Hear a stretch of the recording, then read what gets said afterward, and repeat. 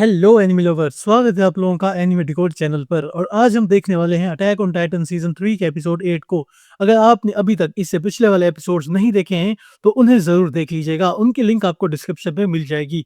तो पिछले एपिसोड में हमने देखा कि लिवाई स्कॉट चर्च के अंदर आकर कैनी स्कॉट पर अटैक कर देती है। वहीं चर्च के अंदर लॉर्ड रेस हिस्टोरिया को फोर्स करते हैं कि वो टाइटन बनकर एरन को खा ले, लेकिन हिस्टोरिया उसे साफ मना कर देती है और इंजेक्शन को फेंक देती है और एरन को आजाद करने के लिए भागती है। कोई और रास्ता न बचने की वजह से लॉर्ड रेस खुद ही उस टाइटन सीरम को चाट कर एक टाइटन में ट्रांसफॉर्म होने लगते हैं। अब चलिए जानते हैं आगे की कहानी को और शुरू करते हैं एपिसोड नंबर 8 को, जिसका नाम है आउटसाइड द वॉल्स ऑफ ऑरवर्ड डिस्ट्रिक्ट।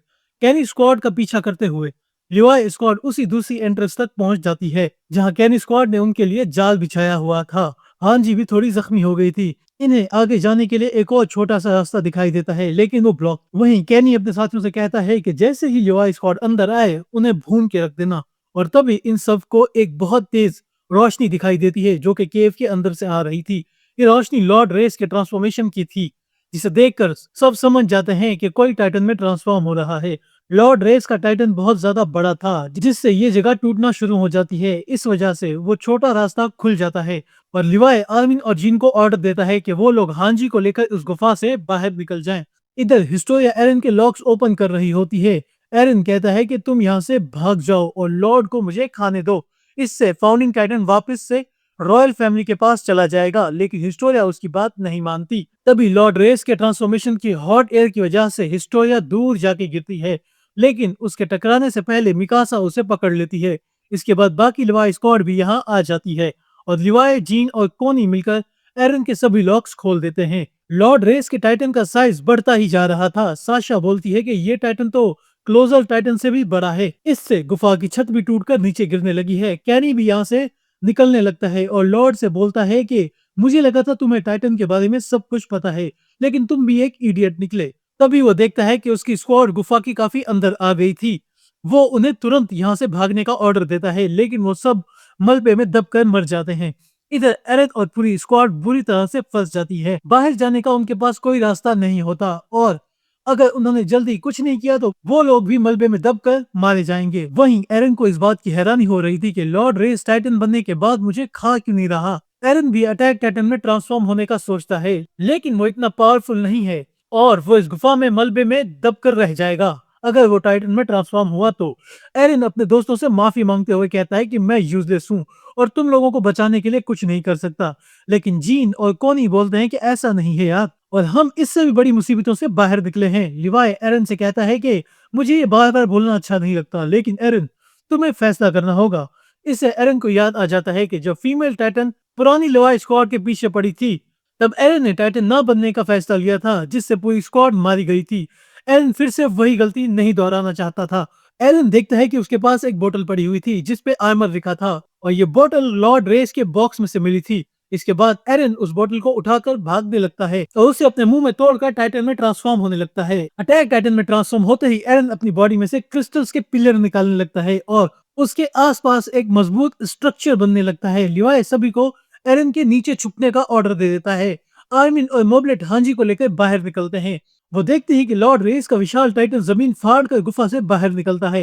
एरन की स्क्वाड भी इसे दूर से देख रही थी और ये टाइटन एक विशाल ज्वालामुखी की तरह एक डायरेक्शन में बढ़ने लगता है और साइज में ये क्लोजल टाइटन से भी 2 गुना ज्यादा बड़ा था, जो कि वॉल्स को 1 मिनट में चकनाचूर कर सकता है। इधर एरन ने अपनी पूरी टाइटन बॉडी को भी हार्डनिंग पावर से क्रिस्टल में बदल दिया था और मिकासा टाइटन को काट कर एरन को बाहर निकालती है। बाहर निकलने के बाद एरन देखता है कि सभी लोग सेफ हैं। लिवाई ये देखकर हैरान था कि एरन को बाहर निकालने के बाद भी उसका टाइटन हार्ड ही है, मतलब एरन ने हार्डनिंग पावर का यूज करना सीख लिया है।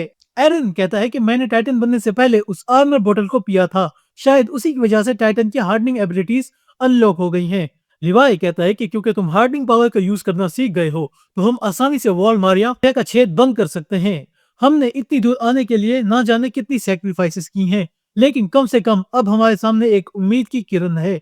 वही एरन को अब डाउट हो रहा था कि हम वॉल मारिया को वापस तो ले लेंगे, लेकिन ये जानने के बाद कि एरन के फादर एक बुरे इंसान थे, पता नहीं बेसमेंट में क्या होगा। तभी साशा और कोनी बाहर जाने का एक रास्ता ढूंढ लेते हैं, जिसमें से ये सभी लोग इस गुफा से बाहर निकलते हैं। ये सभी लॉर्ड रेस के टाइटन को देखकर हैरान हो जाते हैं, जो कि इतना बड़ा था कि वो अपने रास्ते की हर चीज को जलाकर भस्म कर दे रहा था। इसके बाद ये सभी एरविन से मिलते हैं। लिवाई उसे बताता है कि सब ठीक है, बस हांजी को थोड़ी चोट आई है। एरविन पूछता है कि आखिर ये टाइटन कौन है, जिस पर लिवाई बताता है कि ये लॉर्ड रेस है। ये एक एब्नॉर्मल टाइटन है, इसलिए ये आसपास के लोगों को छोड़कर ऐसी जगह जा रहा है जहां पर उसे हजारों लाखों लोगों की भीड़ मिले। और एल्विन ने ये पता लगा लिया था कि टाइटन सीधा दूसरी वॉल सीना के पास ऑरवर्ड डिस्ट्रिक्ट पर अटैक करने वाला है और हमें वहीं पर जाकर प्लान बनाना चाहिए कि इससे कैसे निपटा जाए। रास्ते में एरन और हिस्टोरिया हांजी को लॉर्ड रेस और फाउंडिंग टाइटन की सभी बातें बता देते हैं कि रॉयल ब्लड ही फाउंडिंग टाइटन का यूज कर सकता है, लेकिन जैसे ही कोई रॉयल ब्लड फाउंडिंग टाइटन को इनहेरिट करता है तो उस पर फर्स्ट किंग की इच्छा हावी हो जाती है और वो टाइटन्स को मिटाने के लिए कुछ नहीं करता, क्योंकि फर्स्ट किंग के हिसाब से गुलामी ही इंसानों के लिए परम शक्ति है। एरन कहता है कि हमारे पास अभी यही ऑप्शन है कि लॉर्ड रेस मुझे खा ले, इससे वो फिर से इंसान बन जाएगा। इसके बाद लिवाई बोलता है कि हम फिर उसे पकड़कर बंदी बना लेंगे और मजबूर करेंगे कि वो अपनी फर्स्ट किंग वाली सोच को बदल ले। और एरन से कहता है कि अगर ये नौबत आई तो क्या तुम खुद की बलि देने के लिए तैयार हो। एरन कहता है कि बिल्कुल। हिस्टोरिया कहती है कि इस प्लान में बहुत ज्यादा रिस्क है, हमें पता भी नहीं है कि हम फर्स्ट किंग की सोच बदल पाएंगे भी या नहीं, और अगर उसने हम सब की मेमोरीज बदल दी तो हमारी सारी मेहनत बर्बाद हो जाएगी। बल्कि मुझे तो लगता है कि ह्यूमैनिटी के पास एक मौका है, क्योंकि अब फाउंडिंग टाइटन किसी रॉयल ब्लड के पास नहीं है। इसका मतलब है कि एरन, तुम्हारे फादर बुरे नहीं थे, वो रॉयल फैमिली से फाउंडिंग टाइटन लेकर ह्यूमैनिटी को बचाना चाह रहे थे, इसलिए उन्हें लॉर्ड रेस के बच्चों को मारना पड़ा ताकि कोई और रॉयल ब्लड जिंदा ही ना बचे।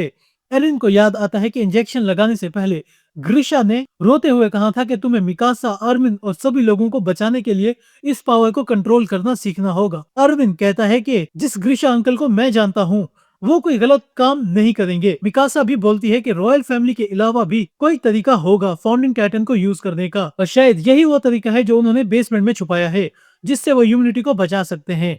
और सभी लोग अब इस बात पर एग्री करते हैं। हांजी बोलती है कि हिस्टोरिया, तुम इसका मतलब जानती हो ना, हम इतने बड़े टाइटल को ऐसे खुलेआम घूमने नहीं दे सकते, तो तुम्हारे पास अब कोई और रास्ता नहीं है और हमें तुम्हारे फादर लॉर्ड रेस को मारना ही होगा। हिस्टोरिया एरन से माफी मांगती है कि गुफा में तुम्हें खाने के लिए वो तैयार हो गई थी, लेकिन ह्यूमैनिटी को बचाने के लिए नहीं, बल्कि अपने फादर का प्यार पाने के लिए। लेकिन अब समय आ गया है कि अपने फादर को अलविदा कहने का। आधी रात हो गई थी और सभी स्काउट्स ऑरवर्ड डिस्ट्रिक्ट में पहुंच जाते हैं। मीटिंग में जाने से पहले लिवाई हिस्टोरिया को बताता है कि कमांडर एरन के ऑर्डर्स हैं कि तुम्हें यहाँ की नई क्वीन बनाया जाए। हमने यहाँ की सरकार तो गिरा दी है, लेकिन पब्लिक हम मिलिट्री वालों के ऑर्डर्स नहीं मानेगी। उन्हें एक असली वारिस चाहिए, जो कि तुम हो। लॉर्ड रेस के बाद तुम ही राजगद्दी की असली हकदार हो।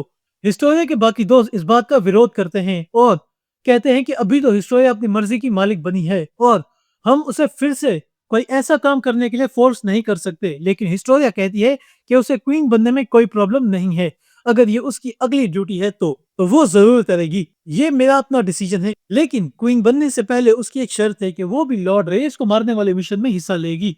इसके बाद सभी लोग ओडियम गियर्स पहनकर मीटिंग में जाते हैं और हिस्टोरिया भी वहां आती है। मिकासा हिस्टोरिया से बोलती है कि जब तुम क्वीन बन जाओगी तब लिवाई को मेरी तरफ से 2 थप्पड़ जरूर मारना। मीटिंग शुरू होती है और एक सोल्जर बताता है कि लॉर्ड रेस इसी तरफ आ रहा है और क्योंकि वो स्लो है तो वो सुबह तक यहाँ पहुंच पाएगा। एक दूसरा सोल्जर पूछता है कि एरविन, तुम्हारा प्लान क्या है? तुम इतने कम समय में इस पूरे डिस्ट्रिक्ट के लोगों को खाली कैसे करोगे? जिस पर एरविन कहता है कि हम किसी सिटीजन को बाहर नहीं निकालेंगे और लॉर्ड रेस के यहाँ तक पहुंचने का वेट करेंगे। ये सुनकर सभी लोग शॉक हो जाते हैं और ये एपिसोड यहीं पर खत्म हो जाता है। तो दोस्तों, आपको ये एपिसोड और लॉर्ड रेस का विशालकाय टाइटन कैसा लगा, कमेंट करके जरूर बताइएगा। वीडियो पसंद आई तो वीडियो को लाइक और शेयर जरूर कीजिएगा। और अगर अभी तक आपने हमारे चैनल एनिमे डिकोड को सब्सक्राइब नहीं किया है तो क्या कर रहे हो यार, सब्सक्राइब करके बेल आइकन दबाइए ताकि आपको हमारी वीडियो सबसे पहले मिले। चलिए दोस्तों, मैं मिलता हूँ आपसे नेक्स्ट वीडियो में, तब तक के लिए बाय बाय।